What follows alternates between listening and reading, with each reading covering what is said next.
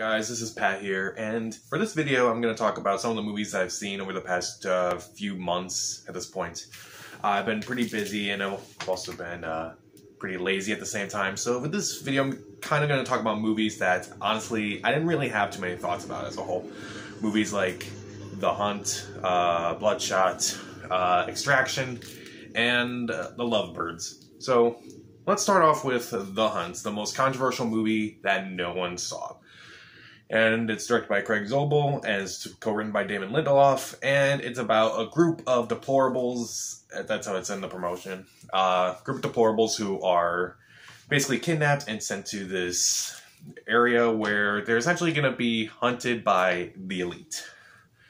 And again, that's how it's in the promotions. So I remember when this movie was supposed to come out last year, but then two horrible tragedies happened right before the movie came out, and they were like, you know, we're going to scrap this. Also because someone very powerful right now, he's very critical of this movie, so we're going to postpone it for a while, maybe forever.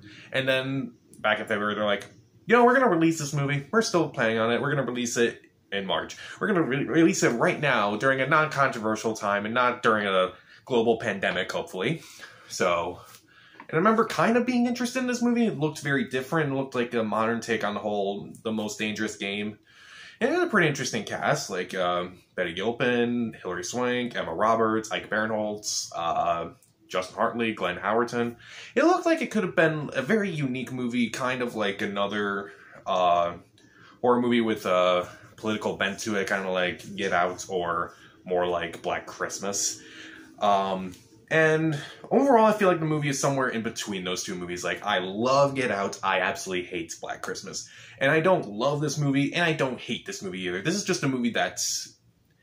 It's a movie that claimed it was trying to be in the middle, and that's how I feel about this movie. It's literally in the middle. So...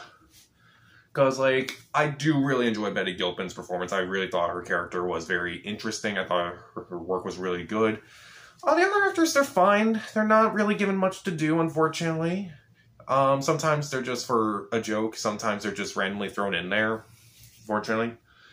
What I really don't like about this movie... Actually, there are a few things I don't like about it. First, Hilary Swank.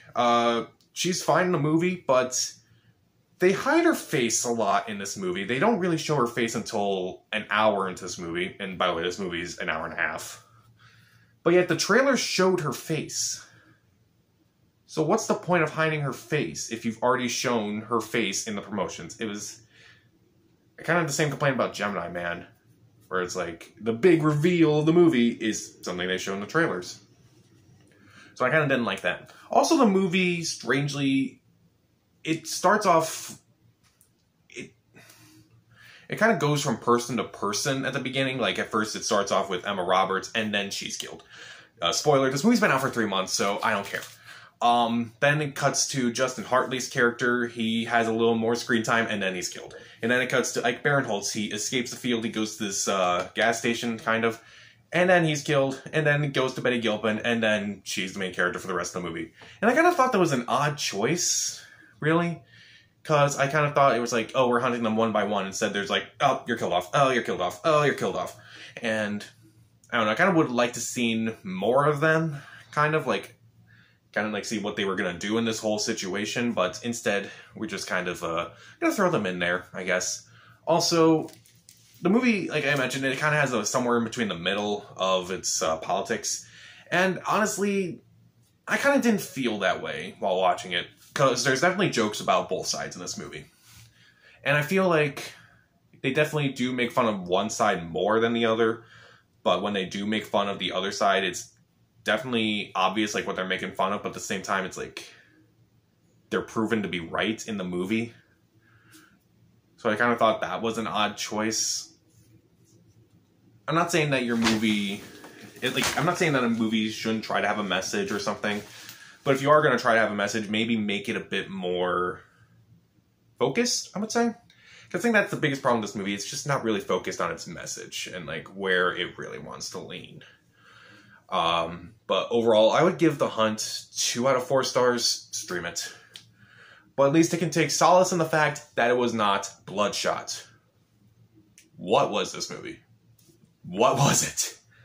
Bloodshot stars Vin Diesel, and it's about an ex-Marine of some kind. I forgot exactly. This movie is very forgettable, except for the moments where it's so laughably bad. Then suddenly he wakes up, and he turns out he's basically immune. He can build cells fast enough to basically heal himself. And yeah, there's really not much to this movie. Guy Pearce plays a villain. Isa Gonzalez plays a woman. Lamorne Morris is in this movie too. There's really not much to say about this movie. Honestly, the trailers made it seem so... It tried to make it seem like it was more complex than it really was. And the movie kind of feels the same way. The action is ridiculous in a bad way.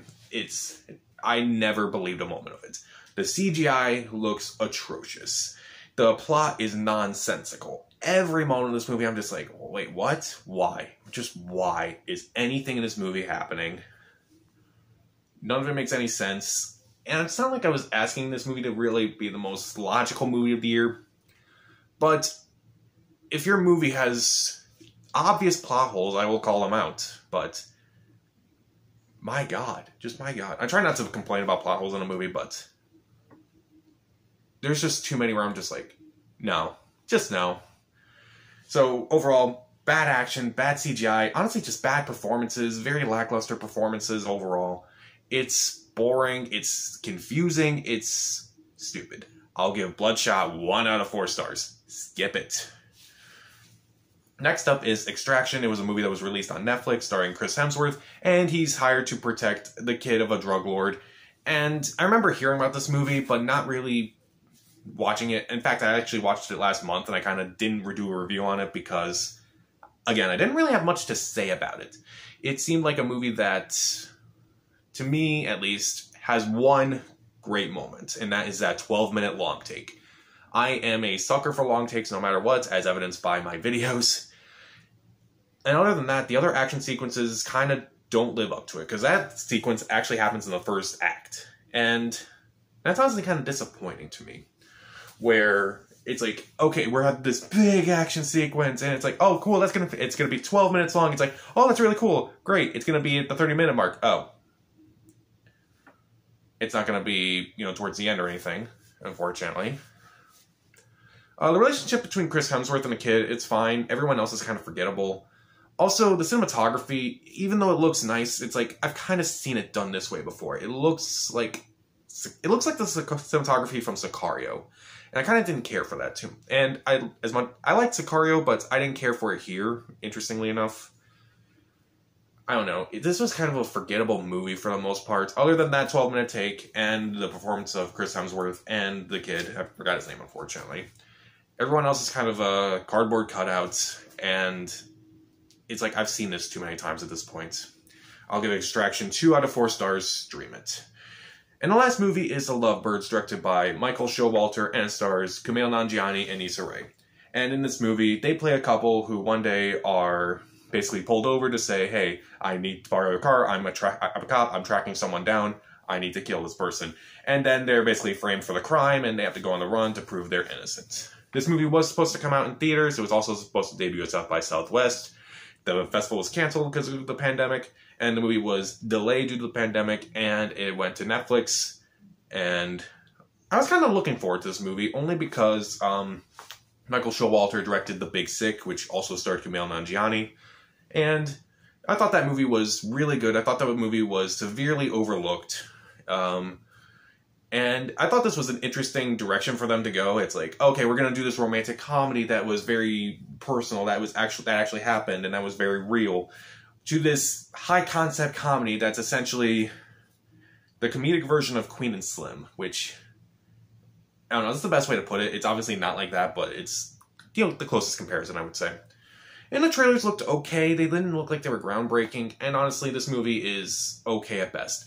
Because the chemistry between Kumail Nanjiani and Issa Rae is very good. Like, you see them at the beginning of their relationship, then immediately cuts like 4 years later. It's like, you kind of do believe it. And throughout the movie, you kind of believe how their relationship kind of grows back to the way it was before. The other performances are fine. You get to see some nice cameos from recognizable actors. They're okay. And honestly, again, kind of forgettable. It was funny while I was watching it, but now that I'm thinking about it, kind of don't remember too many of the jokes, other than the ones that were like in the trailers.